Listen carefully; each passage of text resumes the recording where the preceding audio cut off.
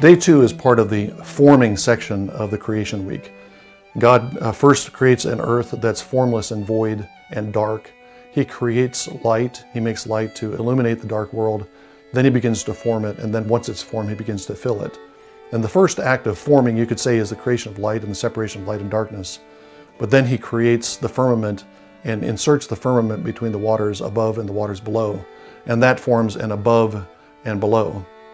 It forms a world where there are waters in heaven and there are waters on earth. And that distinction runs through the entire Bible.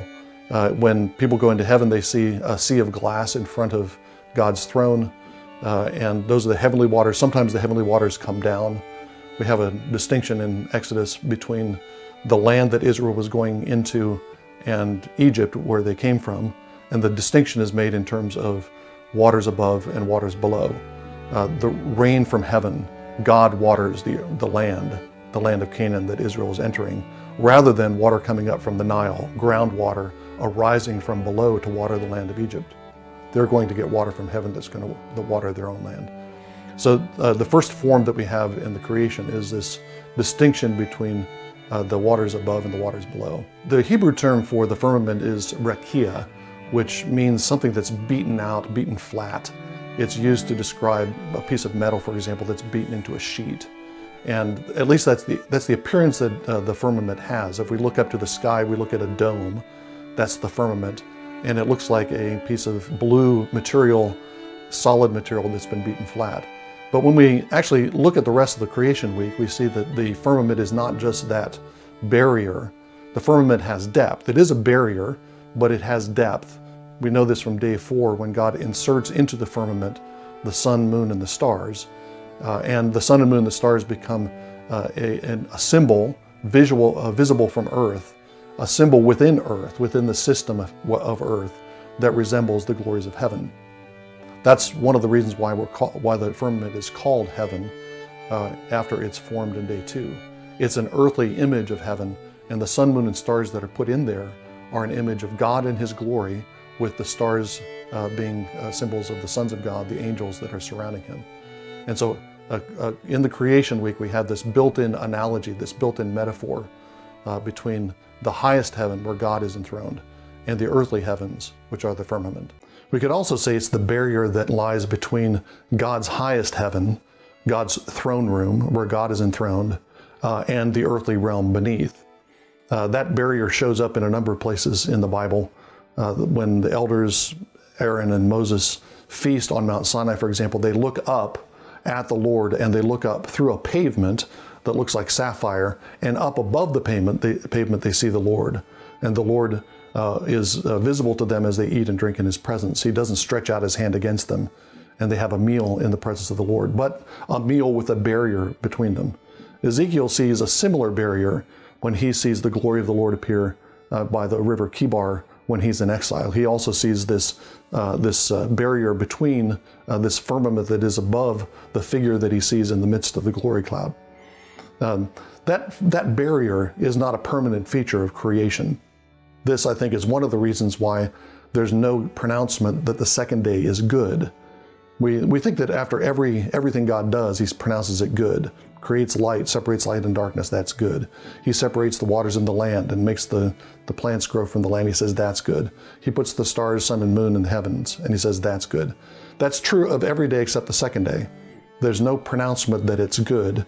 And I think one of the reasons for that is because that barrier that separates the throne room of God and the lower realm of man is not permanent. That's going to be shattered. We actually see a picture of this shattering in the book of Revelation. In some places in the Bible, that firmament, which looks like a solid dome over the earth, is pictured as an ice dome. Hail is a symbol of the shattering of that firmament, the shattering of that barrier. It can be shattered from God's side when God comes in wrath against His enemies or against unfaithful Israel. He breaks through the firmament and He comes with a storm of fire, lightning, and hail. It's hail because He's breaking that ice dome from above. And that's what we see in the book of Revelation. We see several times where hailstorms appear, especially at the end of chapter 16 in Revelation, where there's a hailstorm with hailstones that are 100 pounds each. And the reason for that is because the whole story of Revelation is about the throne of God, which begins above the firmament with the sea of glass, the firmament sea, the heavenly waters in front of the throne.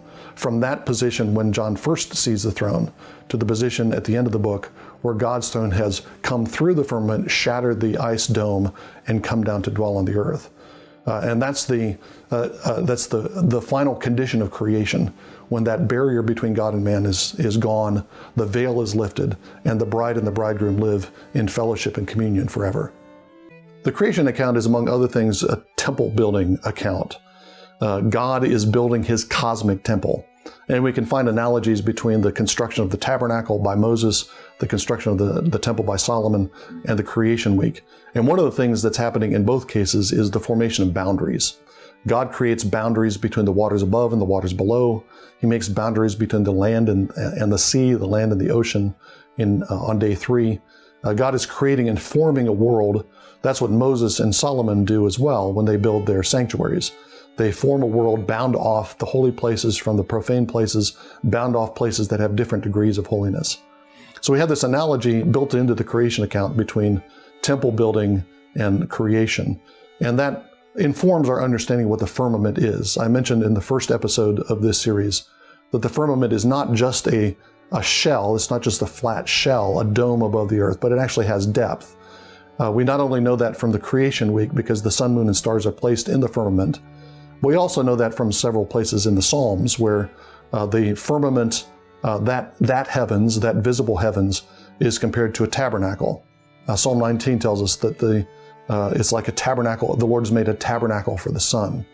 And Psalm 150 begins with an exhortation to praise him in the sanctuary and to praise him in the firmament. There's this poetic parallel between the firmament and the sanctuary. And I think the firmament, this thick barrier, that corresponds to a particular section of the temple. It corresponds to the holy place. The holy place is the place where we have the lampstand, that is the sun, moon, and stars, the lights of heaven as the ancients understood it. The holy place is where we have bread, the bread of God. The bread of God comes down from the sky during the wilderness wanderings when it comes down as manna.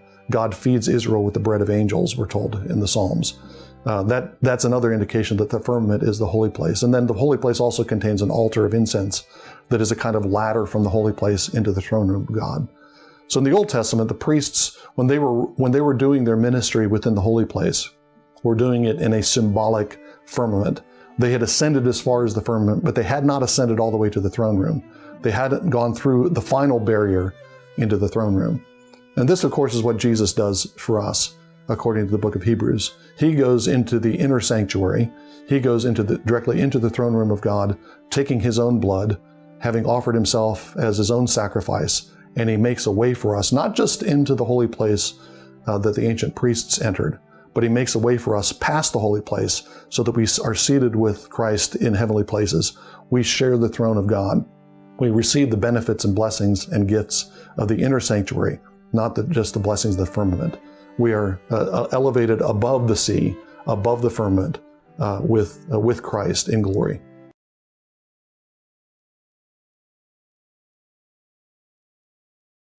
Did you think that the center of the earth was proven or something? Like, did you think that this? Do you think that was 100% a fact? Huh. Interesting. I'm going to present to you today that this and this and this are all just guesses, or more formally known as pseudoscience. I started researching. How do we know the center of the earth? How do we know that it's made of iron and other contents that cause magnetism at the North and South Pole? The deepest hole within the U.S. is the Bertha Rogers gas well in Oklahoma at 32,000 feet, 6 miles deep. But the deepest hole known on the earth is on the Kola Peninsula in Russia, near Murmansk. Talking 8 miles deep. Pretty far. Remember, the farthest that we've physically seen with our eyes is 8 miles. How deep's the crust? The crust is 6 to 40 miles. And they're claiming the core is 1,850. So immediately what you should be asking is, how do we know the rest? How do we know what the inside of the Earth looks like? Scientists rely on seismic waves, shock waves, generated by earthquakes and explosions. What they're telling you is they're looking at a graph going up and down on a seismometer, depending on the layer that it's going through as far as a medium, and that figured out the rest. Wow. Weird thing, though. Keeps popping up every time you look at this. For some reason, they feel the need to defend the shape of the Earth constantly, but don't provide any proof. And by the way, whoever wrote this article, this is an error right here. That needs to be image. I don't know why you're saying photograph. It's admitted there's no photographs of the Earth as a whole. You may ask me, okay, smart guy, well then what's at the center of the Earth? I don't participate in pseudoscience, are you kidding me? I don't know what's at the center of the Earth. Or it could be on a topographical plane that goes on forever. Who knows if there's a core? Who's to say there is one? I don't know. By the way, as those guys were digging the 8 miles down, they were trying to guess what each layer was, and they were wrong every single time. I struggle to remember the day that I just woke up and everything was different. But I honestly did. One day I just woke up and I could see the world for something different. And little did I know that was going to start one of the biggest paths of my existence. Put it this way, there is not one flat earther that didn't grow up believing in the globe. This stuff has literally been programmed in us. There is honestly an undisputable amount of evidence that giants used to roam our realm. And even dragons, there is literally more evidence of dragons than there is curvature. And behind them closed doors of evil, they know they have done their job of deceit perfectly on this realm. And it feels like a total breath of fresh air to be able to talk about this stuff on my videos and just let it all out. Because this world needs to be spoken about more and more and more. Look at that pattern in the middle. Now you can focus that pattern out of it, but it's just awfully strange to me that the moon doesn't do this. I only see this pattern in the stars.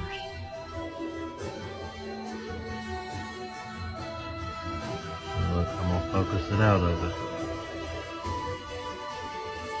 See? And I'm gonna go to the other end.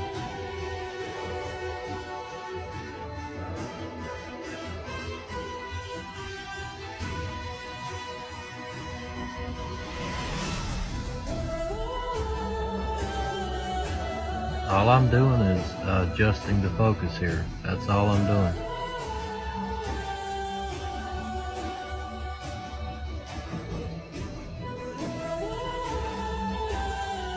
I guess that would be considered textbook focus right there. But I like it better. Right about there.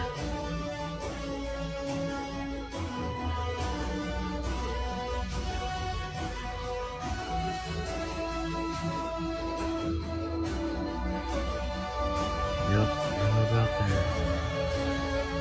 I just think that looks so cool, and it's the clearest. I mean, look at that design in the middle, that pattern. And if you pause it just right, you'll see a face. You can screenshot it, and sometimes you'll see a little smiley face or what looks like a emoji in the middle of the star. It's so wild. But definitely looks like there's something there, like a core or some type of I personally believe that these are spiritual beings, angelic celestial beings. I believe the stars are absolutely alive,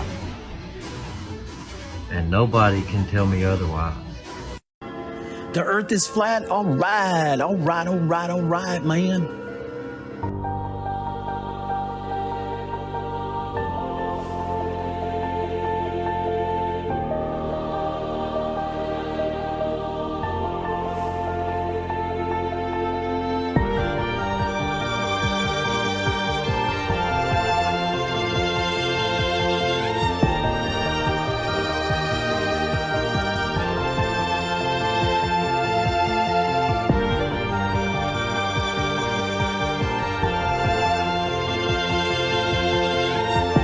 And God said, let there be a firmament in the midst of the waters, and let it divide the waters from the waters. And God made the firmament, and divided the waters which were under the firmament from the waters which were above the firmament. And it was so. On the ground at all, 10 kilometers. Huh? He's got about 2 wheels on the ground. He's a big rooster tail out of all 4 wheels. And as he turns, he skids. The back end breaks loose just like on snow. We sound like we've probably got enough of the Grand Prix. We're willing to let you go on from here. Turn blue. We're breathing again. Thanks a lot. Okay, Neil, we can see you coming down the ladder now. Nick, can you believe that? Oh my god. Oh my god. That's the weirdest sunset ever. I've never seen it do that before. It's like it looks like a Lego pieces. It's just sitting in the water. It's a layer of fog. Are you kidding me? It looks like a pyramid. The Earth is flat. It looks fake. Closer to, isn't it? Whoa! When the weather's really dry, the glare goes away, and you can see like the circle of the sun. Why is it because it's setting on the water? It looks like it's digital. Yeah, it looks digital. Exactly. It looks like Like a Pac-Man or something. Intergalactic car. Intergalactic. There it goes. Wow. That's so weird. Intergalactic, planetary. Oh, Richard's taking a picture. Intergalactic. Wait, no, it looks like it looks like a boat. No one lose their Wait, mind. green flash, guys. We're gonna see it because it was so pink. It's not clear enough. Do you guys? The green flash exists, but it's only because when your eyes don't see that red, that orangey pink, it replaces it with the opposite on the color spectrum, which is green. That's why you see green flash. I can see it happening right now. Yeah, you'll see a green flash because it's gonna disappear and then you'll see a green flash. That's so You see the green? weird. I don't see green. I see it. How come I don't see green? When you just stare at it for a moment.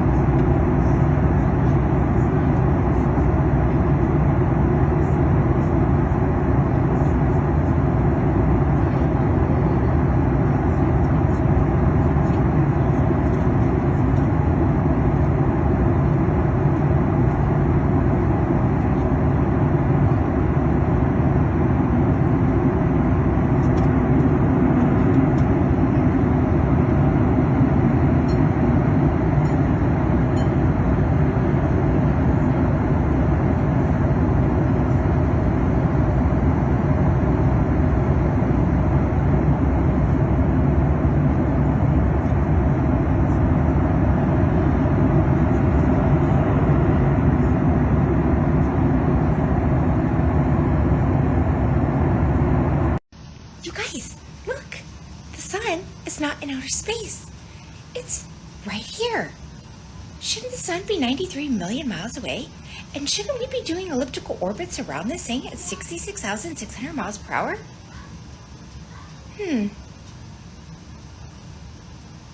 Weird. It's almost like we've been lied to about everything. It's almost like we've been conditioned to believe a religion. You know, like a cult. But there's the sun, and there's the horizon in the background. Jet fighter pilot films sun below a flat horizon, no curvature found. The sun is clearly seen below the horizon in the clouds.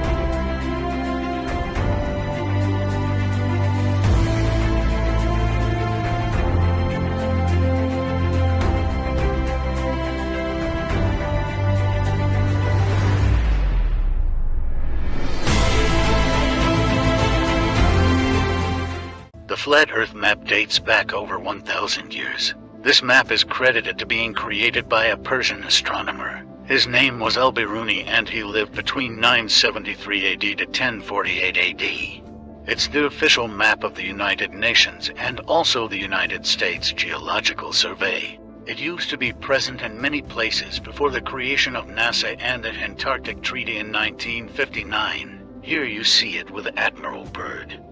This map has been restored by Dmitry from Russia with suggestions of mine, Eddie Alenkar. Known by my YouTube channel Flat Earth Banjo, I asked Dmitry to include the Bermuda Triangle and Point Nemo, a place deep in the Pacific where NASA buries rockets. Then Robert Tozzi, a professional mapmaker, came along and enhanced the map even more.